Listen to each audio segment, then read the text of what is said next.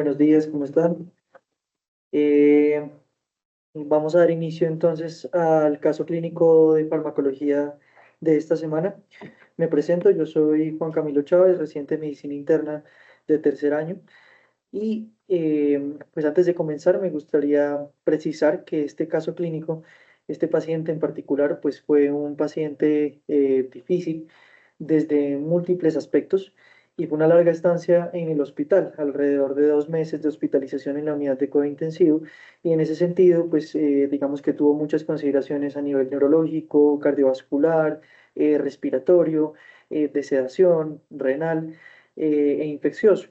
En este sentido, hay que, digamos que, hacer énfasis en que únicamente nos vamos a centrar en lo que respecta a los hits infecciosos que presenta el paciente. Ese va a ser el enfoque y es en lo que nos vamos a basar. Entonces, para empezar, la identificación se trata de un paciente de 70 años, masculino, natural de Ubaté, procedente de Gachancipá. El paciente es cesante desde hace 20 años, previamente laboraba en agricultura, es casado. La calidad de la información fue regular y él ingresó el 1 de de septiembre de este año.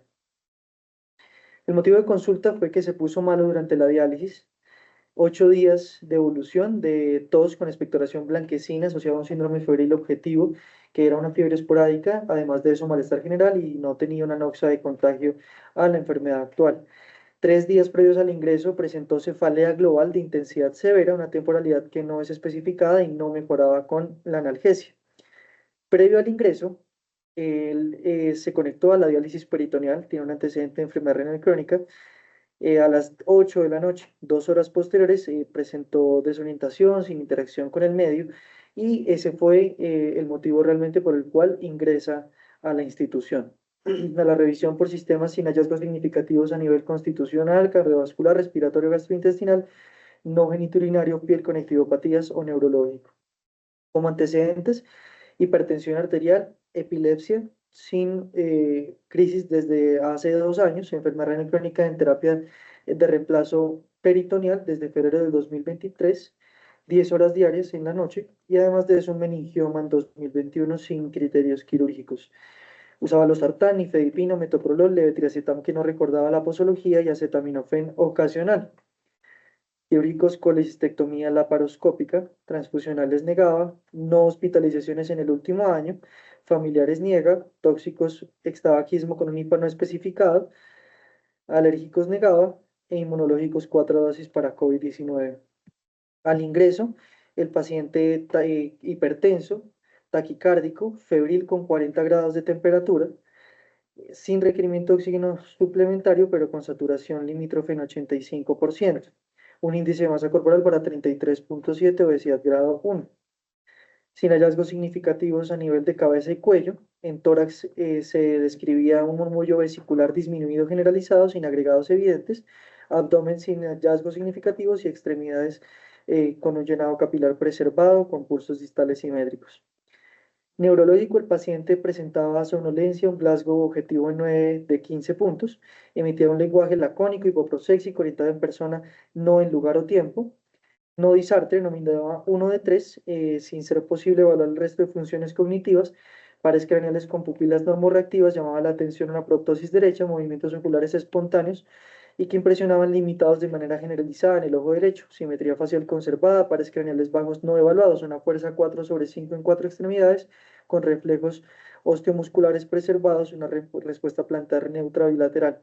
La sensibilidad, la sensibilidad superficial y coordinación no eran evaluables, no habían signos meningios y llamaba la atención unos movimientos mioclónicos en el brazo izquierdo. En ese sentido, el enfoque inicial del paciente fue hacia un código ACV, calcularon un NIHSS en 23 puntos y determinaron que se trataba de una sepsis de foco pulmonar versus sistema nervioso central con un NIUS 2 de 11 puntos, un SOFA de 7 puntos. En ese sentido, entonces, luego de activar el código ACV, llevan al paciente pues, al tomógrafo, realizan TAC de cráneo y angioTAC, donde determinan pues, que no hay un ASPEX 10 de 10, no hay compromiso de la relación córtico-subcortical, no hay podencidades y un angioTAC sin defectos de llenamiento. Y inicia el manejo empírico para la sepsis con sospecha de foco pulmonar y sistema nervioso central con cefepime 2 gramos cada 8 y linezolid 600 cada 2 horas con la respectiva orden de policultivos y de punción lumbar. Estos son los paraclínicos de ingreso, una leucocitosis en 14.000, neutrofilia, PCR en 113, unos gases que tenían acidosis metabólica compensada, un trastorno de la oxigenación leve y requerimiento de oxígeno suplementario pues a bajo flujo. También en el momento en que llevaron al paciente al tomógrafo realizaron un ataque de tórax simple que no demostraba consolidaciones, una función renal que era esperable para el contexto de diálisis peritoneal, potasio normal y lo que ya mencionamos de los estudios de neuroimagen. Entonces, aquí es importante mencionar que si bien el foco inicial sospechado fue a nivel pulmonar y de sistema nervioso central, rápidamente se hizo rule out de compromiso a nivel pulmonar por una tomografía negativa. Y con el pasar de las horas iniciales y la reanimación hídrica, el manejo antibiótico pautado, la evolución neurológica del paciente fue favorable y demostró que no se trataba de un compromiso neurológico persistente, por lo cual se descartó un compromiso de un síndrome neurovascular agudo.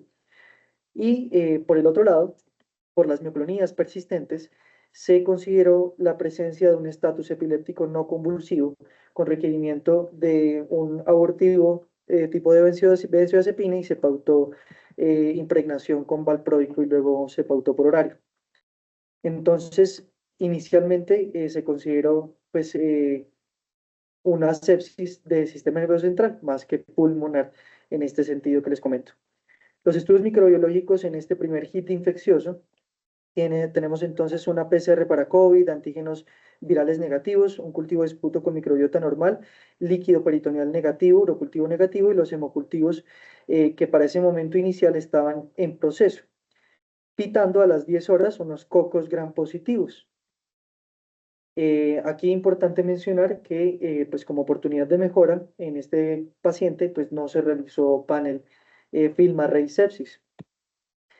La punción lumbar se vio diferida durante 3 días porque inicialmente se intentó y por consideraciones técnicas pues no fue posible realizarlo durante los primeros 2 días de hospitalización. Al tercer día se realizó y pues encontramos un líquido cefalorraquídeo compatible con una meningitis bacteriana, una pleocitosis neutrofílica, 160 leucocitos, polimorfonucleares 90%, hiperglucorraquia en 89%, y a ese líquido cefalorraquídeo sí se le hizo FILM-Array meningitis, donde detectamos la presencia de Streptococcus pneumoniae. Finalmente, con un cultivo al tercer día negativo. Recordemos que ya llevaba 3 días de antibiótico con cefepime y linezolid. Y posteriormente, hacia el 6 de septiembre, 6 días después de haber ingresado, tenemos los hemocultivos definitivos con un Streptococcus pneumoniae que era sensible. Sin embargo, aquí también una oportunidad de mejora, al tratarse un Streptococcus pneumoniae aislado en hemocultivos, no se verificó la sensibilidad a penicilina, únicamente teníamos ceftriaxona, digamos que testeado por antibiograma. El esquema definitivo de este primer hit infeccioso fue entonces cefepime-linezolid por la consideración inicial que se planteó, que se continuó durante 4 días hasta el 4 de septiembre. Finalmente, cuando tuvimos la detección de Streptococcus pneumoniae por FILM-Array, se pautó o se decidió continuar vancomicina únicamente, que se desescalonó a ceftriaxona cuando tuvimos el cultivo sensible a ceftriaxona, y el 9 se decidió cambiar a penicilina y terminó el tratamiento por 3 días adicionales, un total de 12 días. Esto pues ya lo vamos a discutir más adelante cuando hagamos la revisión. A los 10 días de haber ingresado a la institución, presenta un segundo hit infeccioso, nuevamente respuesta inflamatoria y reactantes de fase aguda. En ese momento se policultiva de nuevo el paciente, hemocultivos negativos, secreción traqueal microbiota normal, urocultivo negativo, un rastreo de carbapenemasas positivo. Y en este momento se sospecha una traqueitis, un viraje de las secreciones, hacemos un cultivo de esas secreciones y encontramos por FILM-Array neumonía en aspirado traqueal, una pseudomonas aeruginosa 10 a la 7, que detectaba genes de resistencia con KPC y BIM. El antibiograma definitivo, una pseudomonas panresistente, y pues llamativo, un test de inhibición de carbapenémicos negativo. En este kit infeccioso, el esquema inicial fue reiniciar cefepime, sospechando foco pulmonar y traqueitis, que al detectar por FilmArray unas pseudomonas KPC-BIM, se pautó ceftazidime y Bactam.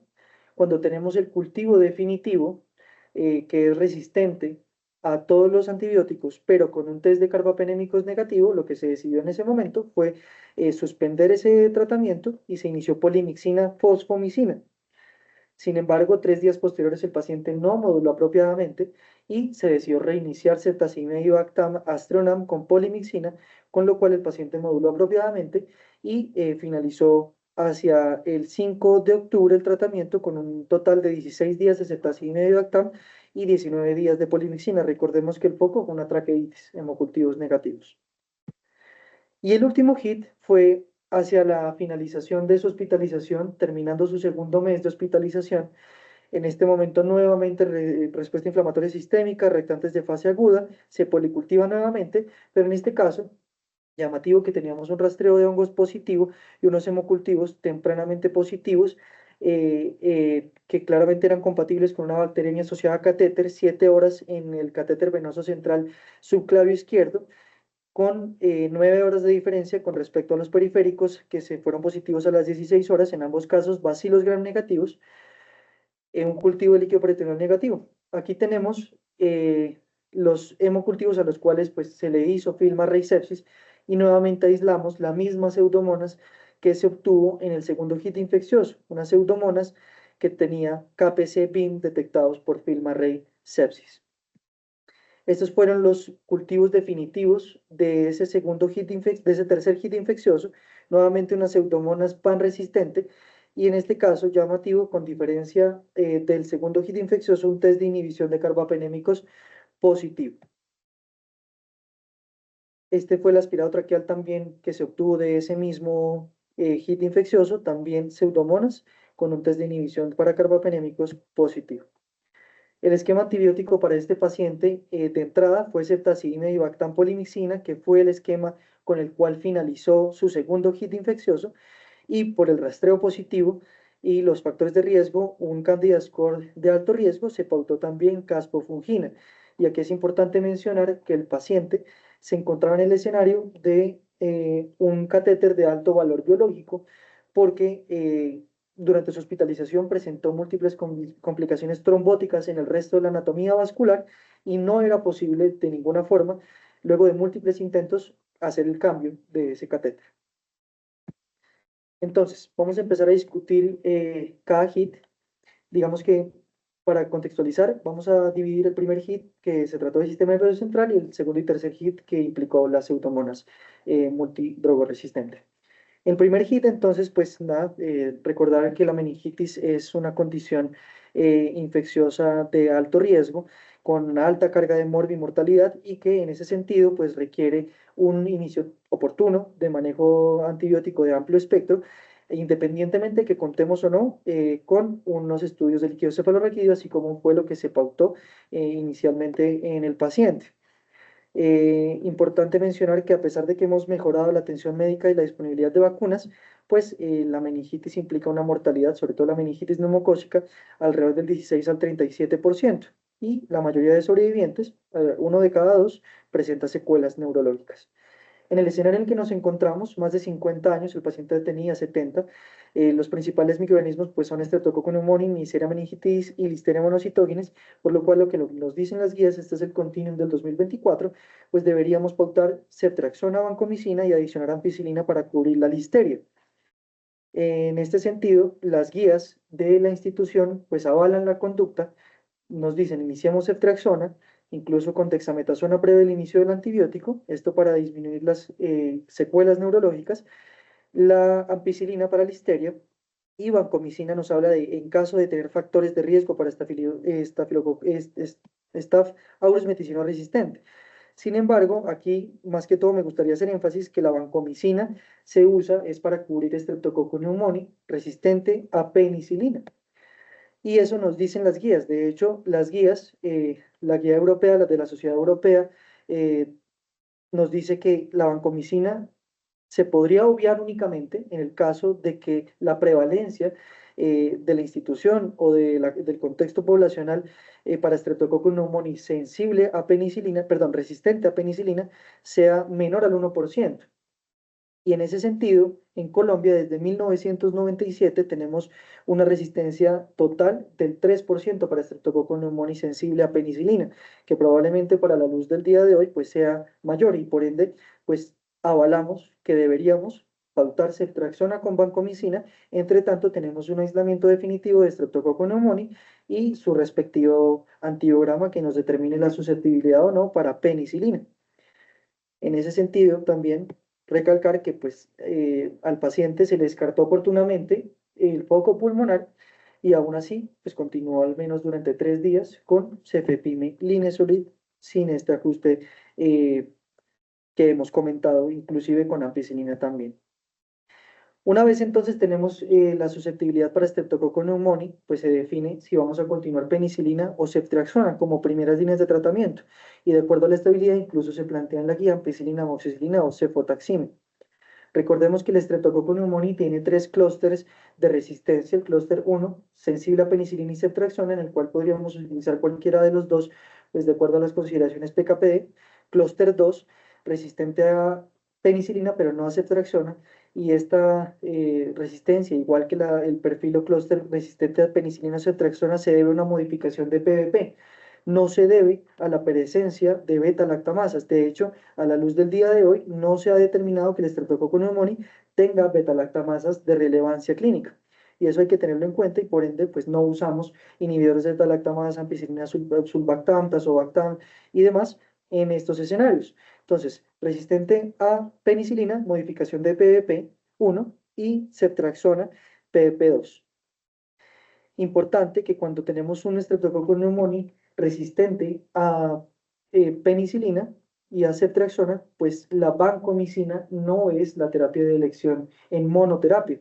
En neumonía se plantea el uso de macrólidos y en meningitis realmente no tenemos evidencia apropiada, pero lo que se plantea es una combinación que es vancomicina, ceftriaxona, rifampicina, pero también hay otras opciones como vancomicina, fluoroquinolona o incluso linezolid de monoterapia, pero esta última con menos evidencia. Ahora, tenemos un problema importante en el paciente y es que pues no pudimos obtener un Filmarray meningitis tempranamente, por lo que tuvimos problemas técnicos en la toma hasta el tercer día. Pero aún así lo hubiéramos tenido, hubiéramos detectado el Streptococcus pneumoniae y no hubiéramos podido detectar la presencia de genes de resistencia, porque el Filmarray meningitis pues no detecta genes de resistencia para el Streptococcus pneumoniae ni para ningún otro microorganismo. Y por ende, pues el gold estándar para determinar si ese Streptococcus pneumoniae es o no sensible a penicilina es evaluar la MIC. Y tenemos múltiples opciones para hacerlo. Microdilución en caldo, dilución en agar, que son pues dificultosos técnicamente, microdilución en caldo que usa colistina, y los que más reciente usamos en las distintas instituciones es la difusión en gradiente, por ejemplo, con lo que hacemos en Ceftazime y Bactam y los sistemas automatizados que aquí en la institución tenemos Bytec 2. Esto es lo que debimos haber hecho en el líquido cefalorraquídeo que se hubiera realizado oportunamente, si hubiera sido posible, al ingreso del paciente y que debimos haber realizado y evaluado en los hemocultivos positivos para Streptococcus pneumoniae, que pues lastimosamente no pudimos evaluar. Es muy importante porque el Streptococcus pneumoniae tiene una MIC diferente para meningitis que para otros focos. Este es el EUCAS del 2024 que nos plantea incluso un cambio con respecto a lo que se pensaba previamente, que la MIC para penicilina fuera de meningitis era menor o igual a 2. Pues miren que están planteando para meningitis como para fuera de meningitis una sensibilidad con un corte menor o igual a 0.06. Esta realmente no es la única forma que tenemos para evaluar la MIC de susceptibilidad a Streptococcus pneumoniae. Miren que nos plantean que el sensivisco de oxacinina es equivalente para evaluar este parámetro de susceptibilidad a la penicilina. Lo que nos dice la guía es que si tenemos un halo de inhibición mayor o igual a 20 milímetros, es equivalente a que ese neumococo es sensible a penicilina.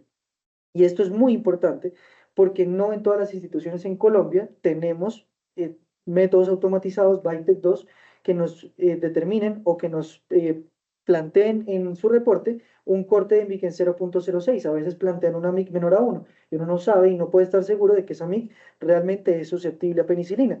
Y por eso en esos lugares en donde no lo tenemos, pues el planteamiento sería montarle a esos neumococos en meningitis un sensidisco para oxacilina para definir si podemos o no usarlo en esos escenarios. Incluso, también aún más interesante, también podría ser importante a la hora de evaluar susceptibilidad para ceftriaxona, si tiene una inhibición entre 9 y 19 milímetros, es decir, sirve tanto para susceptibilidad como para penicilina como para ceftriaxona. Y ahora miren que también debemos tener en cuenta que para ceftriaxona hay un corte de susceptibilidad para meningitis, aunque termina siendo también el mismo que para otros focos y es 0.5. En este caso sí se había verificado efectivamente que este neumococo era susceptible a ceftriaxona. Ahora, vamos a entrar un poquito en el tema de PKPD en el contexto clínico que nos encontrábamos. Y antes de mencionarlo, es importante pues determinar que el paciente, si bien no ingresó en contexto de choque séptico, posterior a su ingreso y con la sospecha de un estatus epiléptico, se pautó pues un manejo de un coma, bueno, la protección neurológica que se planteó con infusiones, con lo cual tempranamente también empezó a requerir soporte vasopresor y en ese sentido, en la evaluación del paciente, pues fue difícil determinar si el paciente estaba con requerimiento vasopresor por un choque séptico o por su estatus epiléptico y los medicamentos consecuentes. Entonces, bueno, hay que tener en cuenta que la penicilina pues tiene un ingreso al líquido cefalorraquídeo con meninges indemnes, sanas, pues más bien pobre.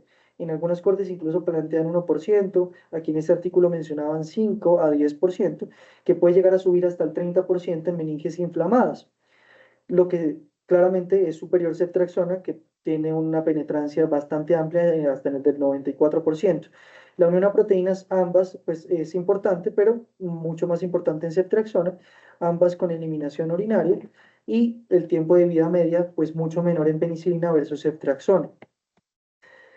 Hay que tener en cuenta unas consideraciones en penicilina, y es que, como mencioné, pues la penetrancia de penicilina es muy importante y es mucho mayor al inicio del cuadro cuando las meninges están inflamadas, sobre todo porque disminuye el pH de 7,3 a 7, lo que facilita su ingreso por transporte activo y también inhibe una bomba, que es una bomba de flujo, que permite la salida de la penicilina de la barrera hematoencefálica, que se ve inhibida por la inflamación. Esto, con el pasar de los días y con el resolver del cuadro, pues va a disminuir y vamos a tener pues una penicilina que no va a entrar de forma tan satisfactoria al líquido cefalorraquídeo. Y otra consideración importante es que, a diferencia de lo que sucede con ceftriaxona y a pesar de lo que uno podría pensar, ambas se unen mucho a proteínas, pero solamente la penicilina se ve afectada por el aumento de la concentración de proteínas por el proceso inflamatorio en líquido cefalorraquídeo. Entonces, pues la penicilina podría ser una opción interesante al inicio del cuadro, pero sobre todo teniendo en cuenta que debemos haber evaluado la MIC para plantear la posibilidad de su uso. La ceftriaxona ya mencionamos, mejor penetrancia, eh, y no se ve afectada por el aumento de la concentración de proteínas en líquido cefalorraquídeo, a diferencia de lo que sucede con penicilina y a pesar de lo que uno podría llegar a pensar. Entonces aquí tenemos el comparativo en un volumen de distribución que es relativamente similar, sobre todo en el contexto séptico para ceftriaxona, una nanoproteínas que es alta para ambos, pero menor al 90% en penicilina, un tiempo de vida media mucho menor en penicilina y una penetrancia del sistema nervioso central que es pues mucho mayor en ceftriaxona. Y en ese orden de ideas, y acorde a lo que dicen las guías, pues el ideal en el escenario clínico de meningitis es usar ceftriaxona. Sin embargo, en este contexto en el que no podíamos descartar que el paciente estuviese en un choque séptico, pues el estado estable se ve modificado de forma muy importante. En penicilina el estado estable se obtiene pues mucho más rápido hacia las 4 horas con una eliminación que no se ve afectada, mientras que en ceftriaxona está alrededor de 40 horas y una eliminación que se aumenta porque empieza a eliminarse mucho más rápido por el hecho de no haber proteínas y una fracción libre pues mucho mayor.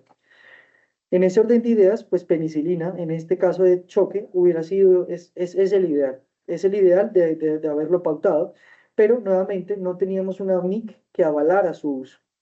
Recordemos que este paciente durante este tiempo básicamente estuvo en manejo con ceftriaxona, únicamente completó penicilina en los últimos 3 días de tratamiento cuando ya no se encontraba en choque y pues son puntos a reflexionar pues acerca del ideal de lo que debió haberse pautado en el paciente.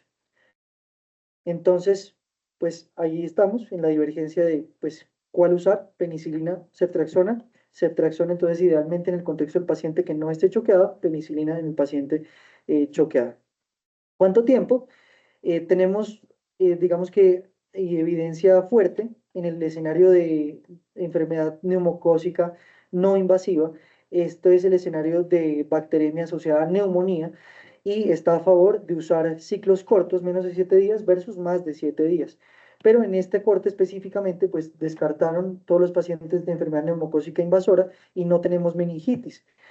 Y acá, en Shorter is Better, vemos que en meningitis, al menos en pediatría, sí hay evidencia, unas cortes que rondan los 1.400 pacientes que determinan que sí deberíamos usar ciclos cortos versus ciclos largos, pero en adultos pues no hay evidencia clara y por eso las guías, esta es la NICE 2024, nos sigue planteando 10 días.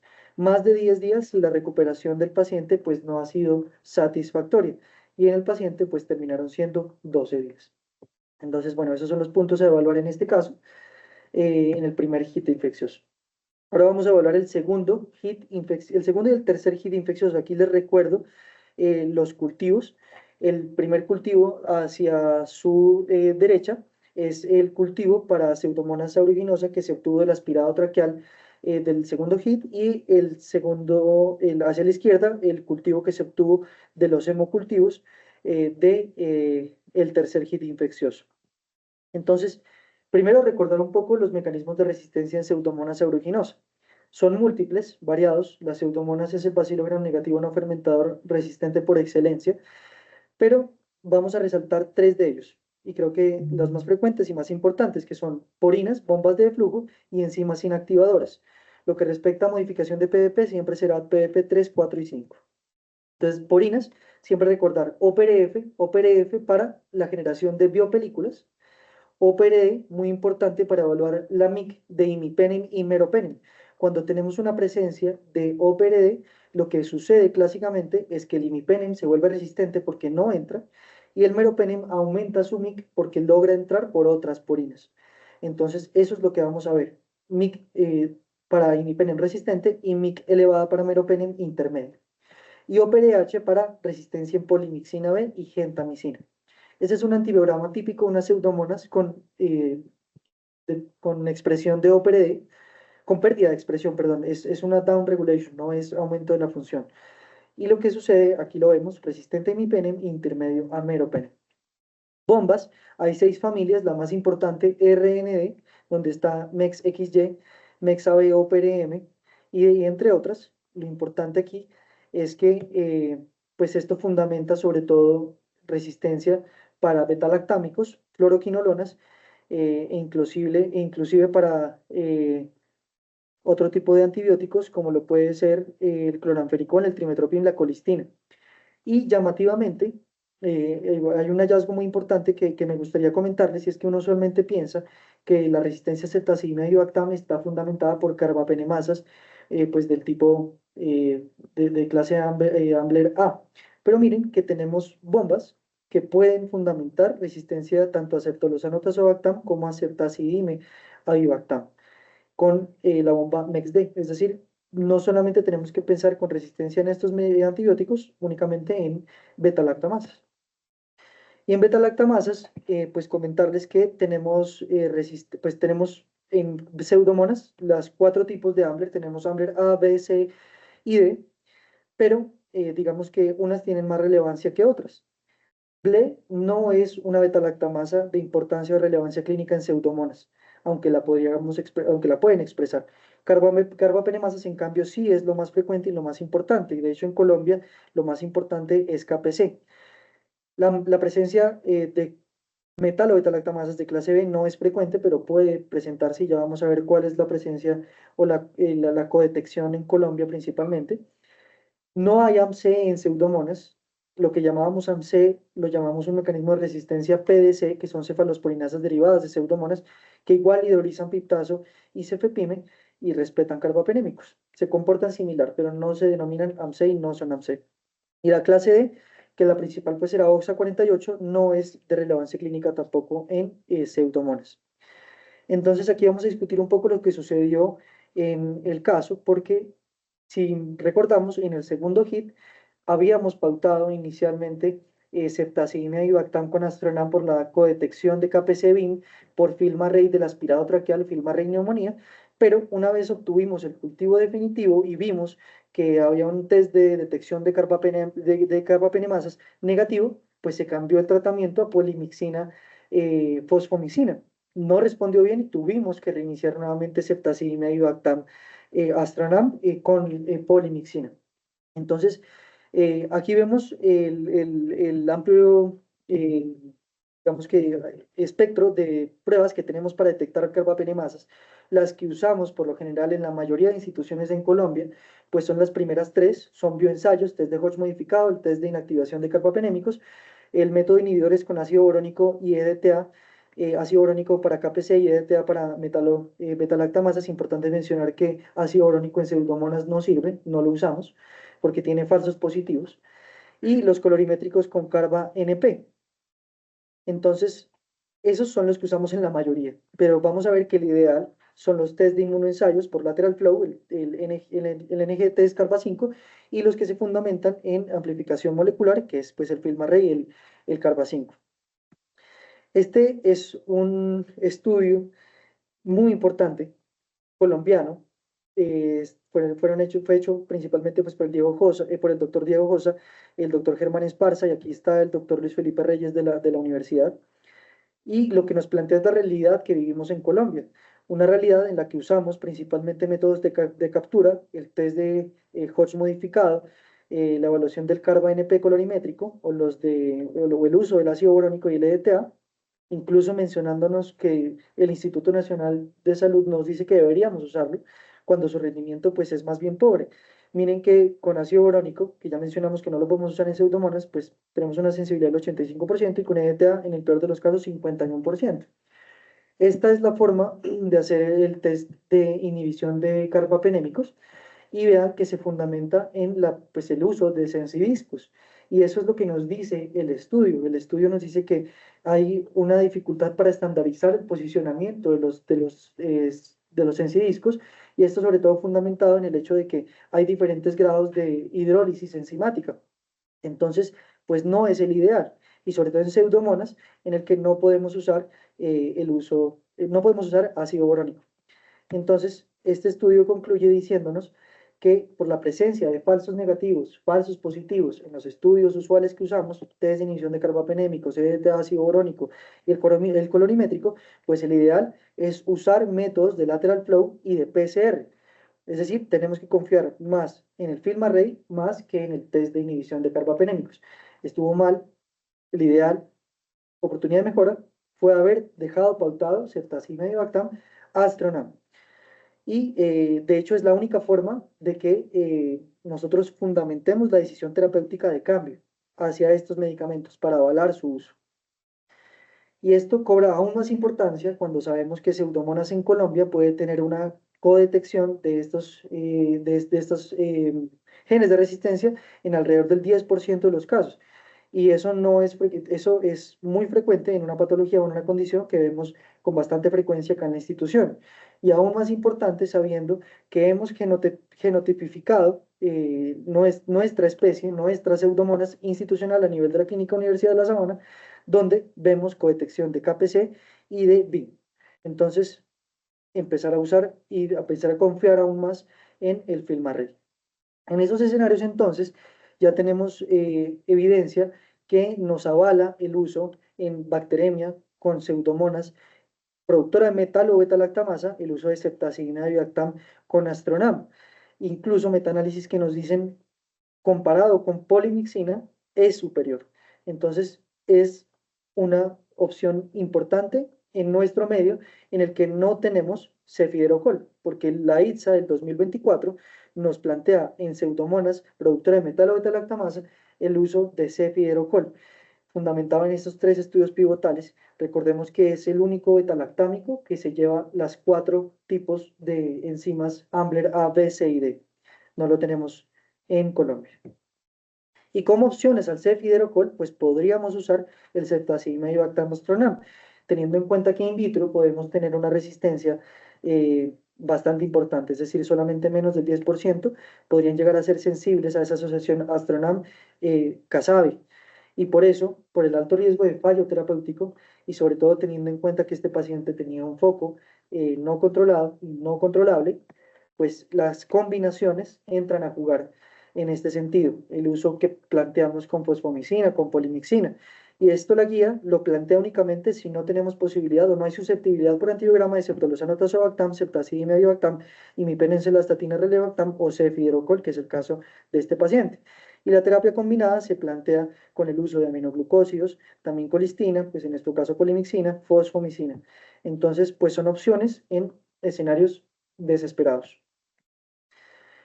Este paciente, como les comenté, pues tuvo una bacteremia asociada a catéter, 7 horas en el central, 9 horas de diferencia con respecto al periférico y pues no fue posible su retiro.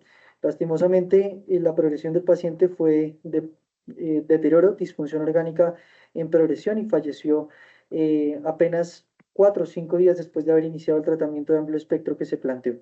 Incluso después de ceftazidima y tamastronam, polimixina y fosfomicina y caspofungina. En este escenario, me gustaría traerles opciones que discutimos y fue, ¿este paciente se beneficia de terapia candada? Pues miren que luego de haber hecho una búsqueda exhaustiva en la literatura, la terapia candado para catéteres únicamente se plantea para catéteres de hemodiálisis permanentes. Y esto sobre todo fundamentado en el hecho de que las mezclas de antibióticos que se usan son de una alta concentración y requieren de un volumen mínimo de 1.5 mililitros. Y el escenario de un catéter venoso central temporal es de apenas medio mililitro. Entonces, sería algo que estuviese fuera de la evidencia, sería una medida desesperada, no pues podría plantearse, pero no hay evidencia que lo fundamente. Y esto importante también en el contexto del paciente era de pronto plantear el uso de hemocultivos, cultivos de control en gram negativos. Y miren que hay bastantes estudios que avalan su uso y lo fundamentan sobre todo en el escenario de bacteremias por gram negativos con alto riesgo de persistencia, que era el escenario de nuestro paciente. Y lo plantean factores de riesgo pues independientes para ello, la enfermedad renal crónica, la presencia de un catéter venoso central y la presencia de pues, gram negativos que tengan un amplio espectro de resistencia. Y sobre todo lo fundamentan en el sentido de que permiten un control de foco apropiado, porque si no hay mejoría inicial, tomamos hemocultivos, persiste, pues buscamos activamente un foco no controlado. Pero lastimosamente el caso pues, del paciente era un foco que no podíamos controlar. Entonces, así llegamos a las conclusiones del primer hit, penicilina ideal en choque, siempre de la mano de la MIC, y ceftriaxona, aunque sea el ideal en el paciente pues no choqueado, en este paciente pues no era el ideal. No nos debemos fiar del test de inhibición de carbapenémicos, siempre rectificar y tomar como gold estándar el PCR o el test de inmunoensayo con lateral flow. La terapia combinada tendría cabida únicamente cuando no tenemos cefiderocol como en nuestro contexto, en productores de beta-lactamasa, y terapia loco candado, pues no tiene cabida en este escenario y los hemocultivos de control podrían ser válidos para un control de foco apropiado. Y eso sería todo, profe.